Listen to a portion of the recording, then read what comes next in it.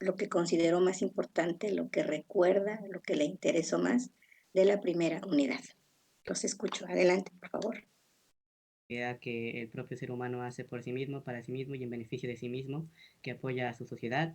Los derechos humanos eran algo universal, unos aspectos fundamentales para que la, este, para que la, para que el ser humano pueda vivir realmente bien o en justa razón o paz.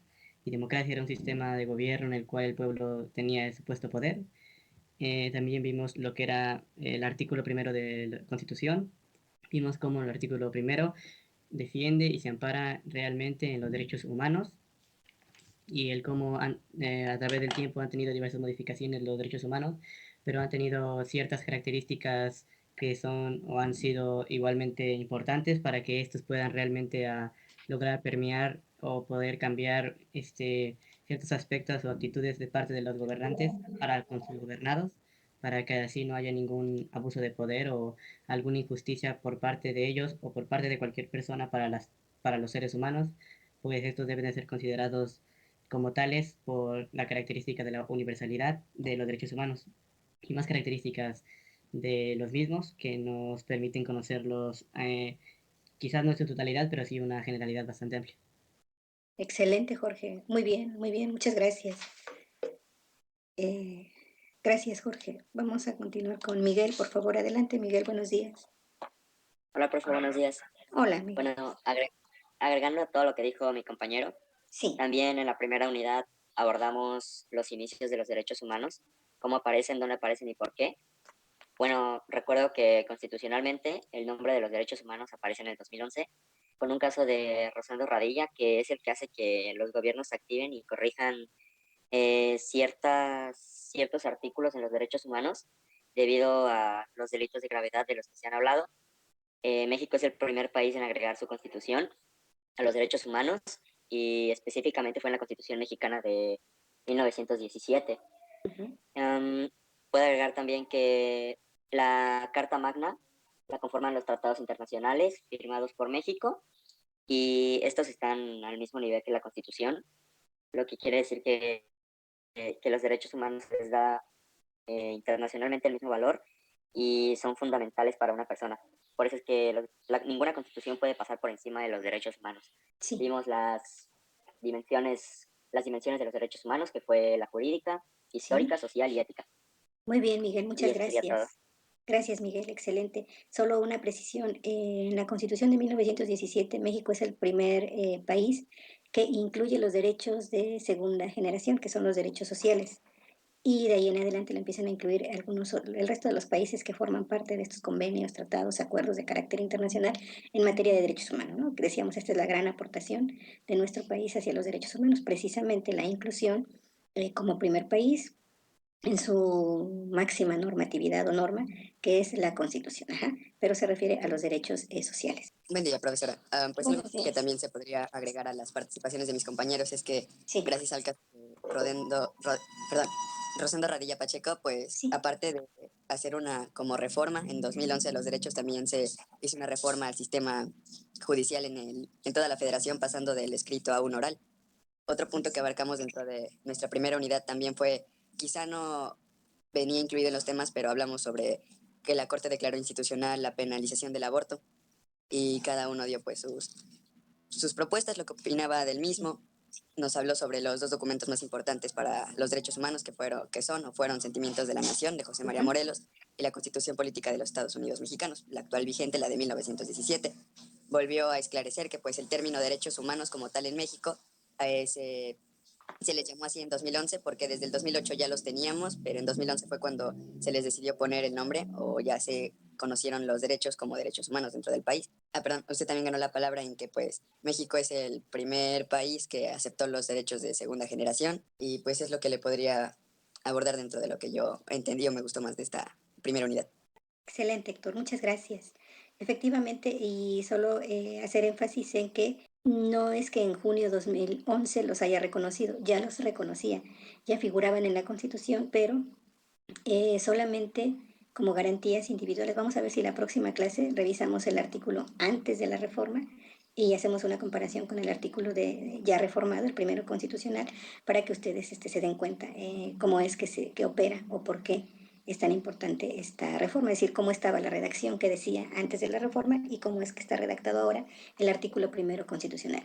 Ya los tenía reconocidos, solo que los denominaba garantías individuales.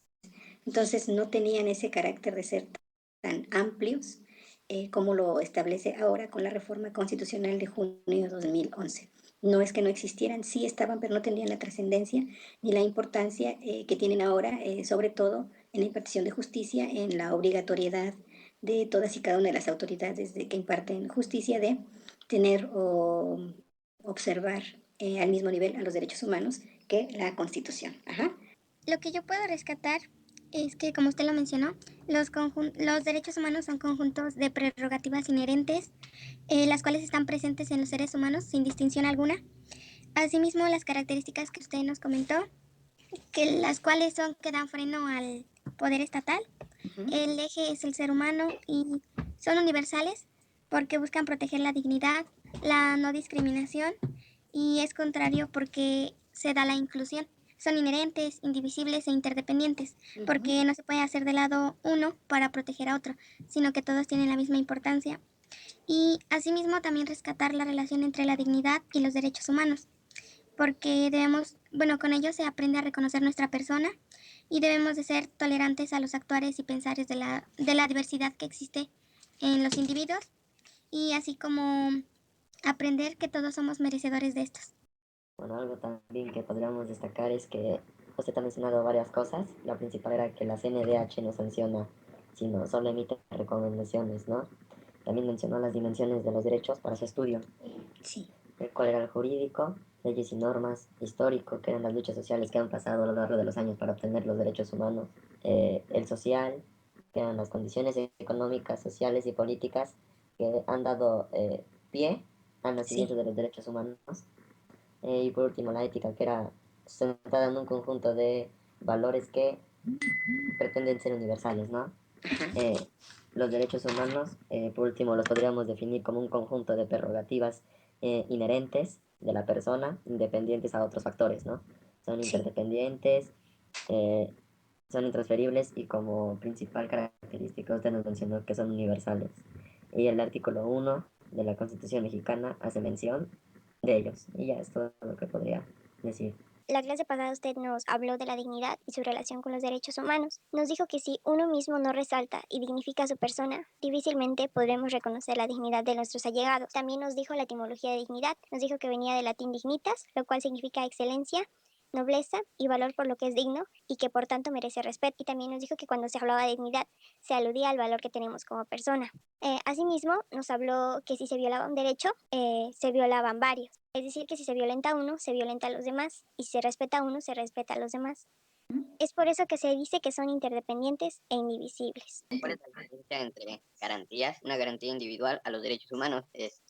Como yo lo puedo leer, lo podría confundir o podría decir que su contenido es igual, pero bueno, para entenderlo mejor, ¿cuál sería la diferencia entre una garantía y un derecho o un derecho humano? Antes de la reforma constitucional, efectivamente, estos 30 derechos humanos estaban, incluso les digo, necesitamos, no tengo a la mano la constitución anterior, pero la próxima clase la vamos a abordar para que podamos visualizar la diferencia. Existían ya los derechos humanos, pero desde la redacción del artículo primero constitucional hacía referencia a las garantías individuales, que no es otra cosa más que los derechos humanos. ¿Cuál es la diferencia entre uno y otro? Al establecer el concepto de derechos humanos y la obligatoriedad en el artículo primero constitucional después de la reforma, por ese solo hecho y tal como se desprende de la redacción del mismo artículo primero con la reforma en su párrafo primero, segundo y tercero, de lo que se desprende de ahí, por supuesto, la obligatoriedad de todas las autoridades de tener al mismo nivel, en el caso de nuestro país,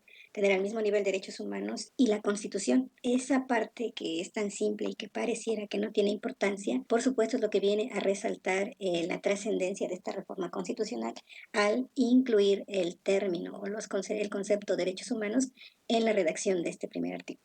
¿Por qué necesariamente incluirlo? Si bien es cierto, como expertos en derecho, como especialistas en derecho, tenemos o vamos desarrollando la habilidad y la capacidad en nuestra formación profesional de interpretar el espíritu de la ley, es decir, el sentido que el juzgador quiso darle a la norma cuando la redactó. También es cierto que debido a que debemos observar tal cual lo establece la ley, cualquier acción que realicemos, en este caso que realicen los juzgadores, pues no tenían como esa amplitud, como sí podían aplicar su criterio, pero no era suficiente. Entonces había que plasmarlo, había que exteriorizarlo de manera escrita en el artículo de la reforma constitucional. Por eso es que ahora es tan importante. Ya existían, eran denominadas garantías individuales, pero no tenían esa obligatoriedad para quienes imparten justicia, y tampoco era tan amplia la cobertura de los derechos humanos. Es decir, voy a decirlo de otra manera, eran indistintos si quienes imparten justicia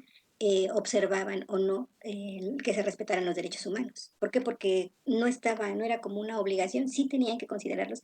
Y entonces, quizá cuando por ahí detectábamos o nos dábamos cuenta que la resolución, alguna resolución judicial que se impartiera y que considerábamos no satisfacía nuestras necesidades de impartición de justicia, entonces recurríamos al juicio de amparo. En este momento podemos tanto juicio de amparo como derechos humanos, Comisión Nacional de Derechos Humanos, comisiones de derechos humanos, pueden conocer los dos de ambas situaciones. ¿Por qué si tuviera que elegir entre uno y otro? Bueno, en materia de derechos humanos, por la naturaleza de los mismos, es decir, porque son obligatorios, porque hay situaciones de carácter urgente, a veces decidimos recurrir mejor a las comisiones de derechos humanos porque van a resolver más rápido, sobre todo si son situaciones en las que se ponga en riesgo la libertad o la vida de alguna o de algunas personas. Podemos recurrir al juicio de amparo, pero el mismo procedimiento es un poquito más, ¿cómo será? No complicado, no lento, es pues como que tardan en resolver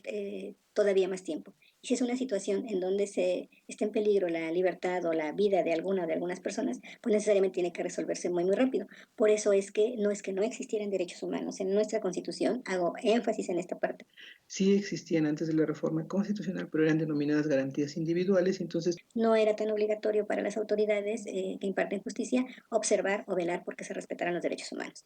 Y junto con esta reforma constitucional, recuerden, está establecido el principio pro persona, que establece que en caso de que se encontrara controversia, estuvieran en oposición, lo que establece la Constitución en relación a lo que establecen los derechos humanos, tiene que aplicarse la norma, ya sea en materia de derechos humanos o en materia constitucional, que genere el mayor beneficio a la persona. En este caso, pues a quien está reclamando, a la víctima, podría yo decir, ¿no? Quien está reclamando el respeto a esos derechos humanos. Ajá. Entonces, aquí sí insisto, ya existían, pero no con la denominación de derechos humanos ni con la amplitud con la que ahora se deben observar. Por eso les decía, por eso hicimos el análisis de la despenalización del aborto en el estado de Coahuila, de la resolución de la Suprema Corte de Justicia de la Nación, y que por supuesto hicimos el análisis visualizando cómo el argumento de algunos de los ministros fue justamente basado en derechos humanos, ¿no? Entonces, no sé si eso resuelve tu pregunta.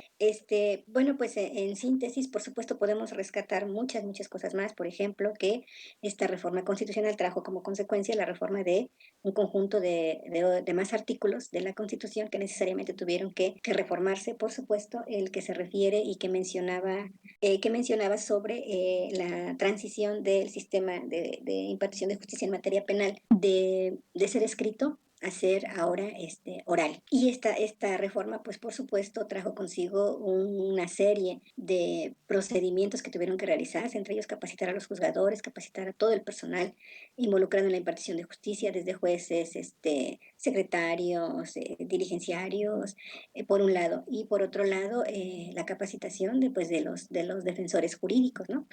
Se abrió un proceso muy amplio de cursos, talleres, tratando de acercarse un poquito a lo que ahora implicaba la nueva forma de impartición de justicia en materia penal, como son los juicios orales. Y se está en ese proceso, ¿no?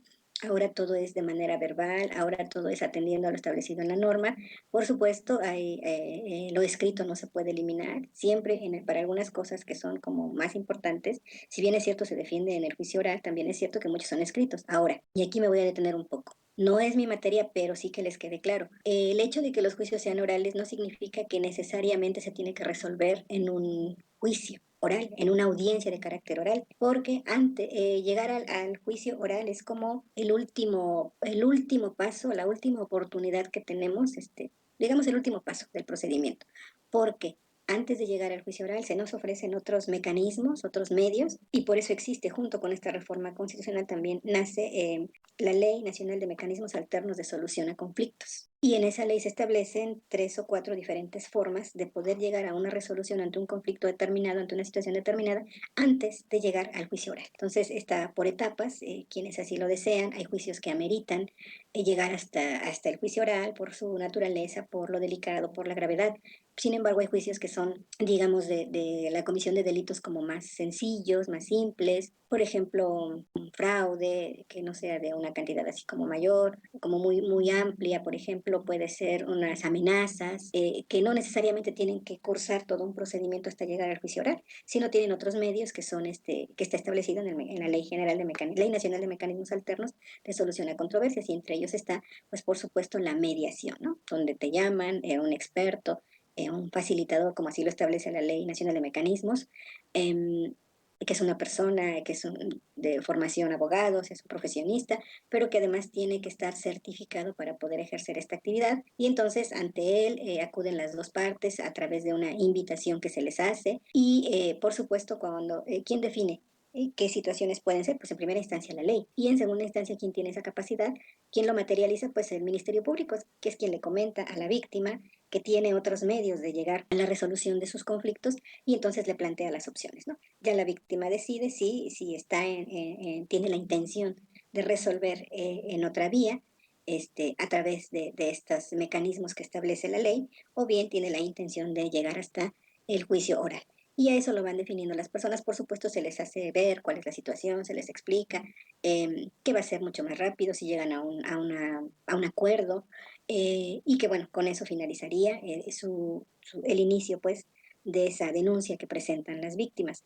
Entonces, no los quiero enredar más, pero son de las cosas y que me interesa que ustedes vayan considerando que aun cuando son juicios orales, no necesariamente hay que llegar a la audiencia de juicio oral, sino que hay otros mecanismos, hay otros medios a través de los cuales se pueden resolver los conflictos. Con la reforma constitucional también, solamente de todos los delitos que el Código Penal anteriormente tenía considerados y que sigue considerando, define solamente en su carácter de gravedad 7 delitos, es decir, los que pueden tener como resultado la privación de la libertad, por ejemplo, y solo ahora son 7 delitos únicamente. No quiere decir que los otros no existan, pero están considerados de menores, pues delitos menos graves, y entonces son los que pueden resolverse en la vía que les acabo de mencionar, que es la mediación. Entonces, ahí los dejo nada más. Cuando estudien Derecho Penal van a estudiar todo esto a fondo.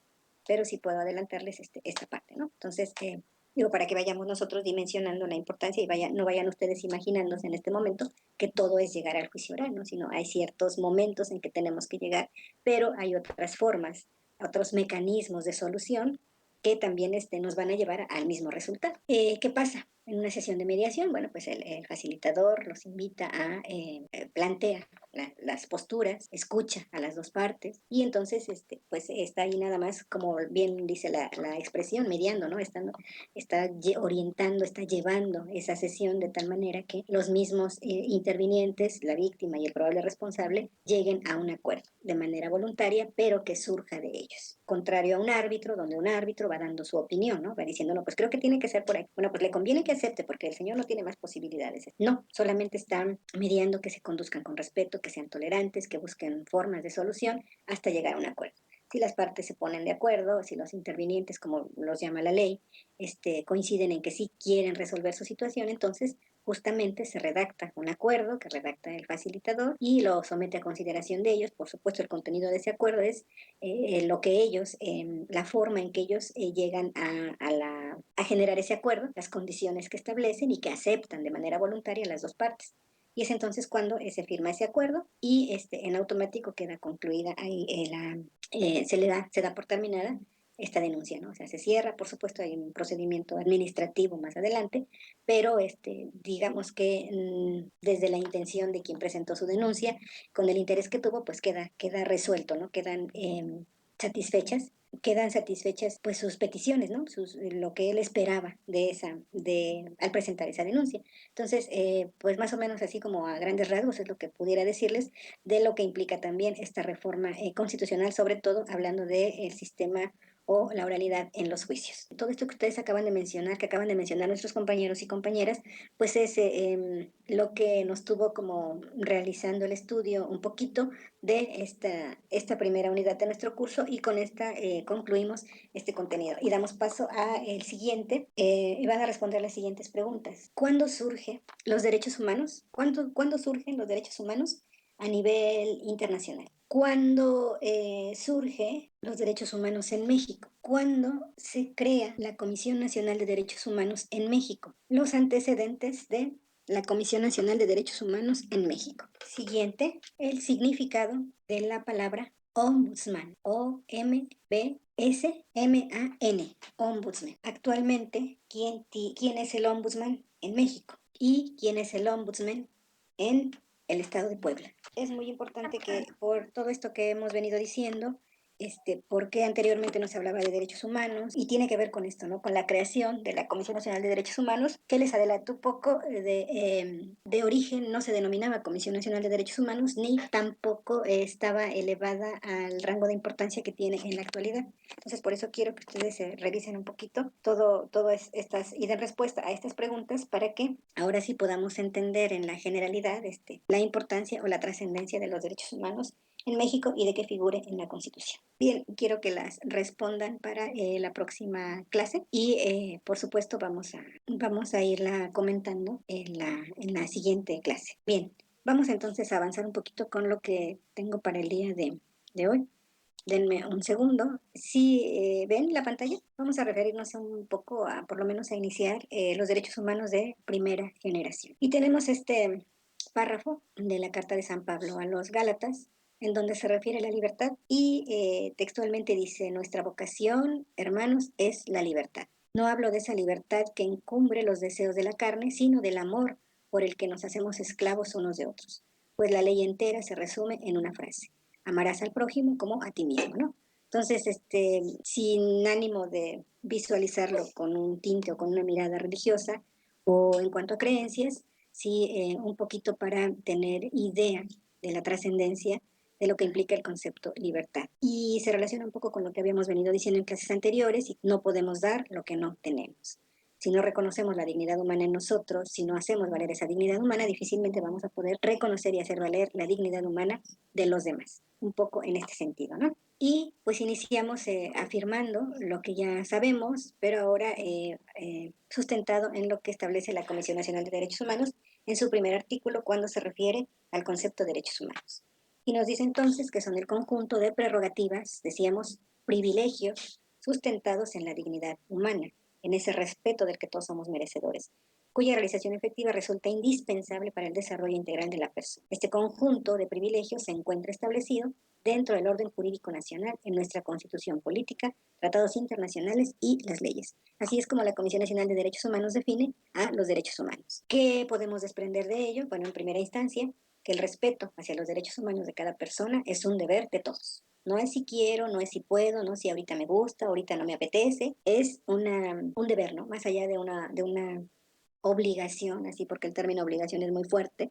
Es como algo que debe ser. Es el ideal, pues, de todos. Todas las autoridades, en el ámbito de sus competencias, tienen la obligación de promover, respetar, proteger y garantizar los derechos humanos consignados en favor del individuo, ¿no? Ya decíamos, establecido en el artículo primero constitucional. Y entonces encontramos una clasificación: derechos civiles y políticos, económicos, sociales y culturales, y ambientales. Para algunos autores, los derechos civiles y políticos de primera generación, económicos, sociales y culturales de segunda generación, y los derechos ambientales de tercera generación. Aquí dice investigar, pero ustedes ya lo saben. ¿Cuáles son los principios de los derechos humanos? Pues básicamente los principios de los derechos humanos, se relacionan a la igualdad y a la no discriminación, ya que también estos son, bueno, como ve que son universales, son interdependientes, indivisibles, progresivos y Inalienables. inalienables, exactamente. Inalienables.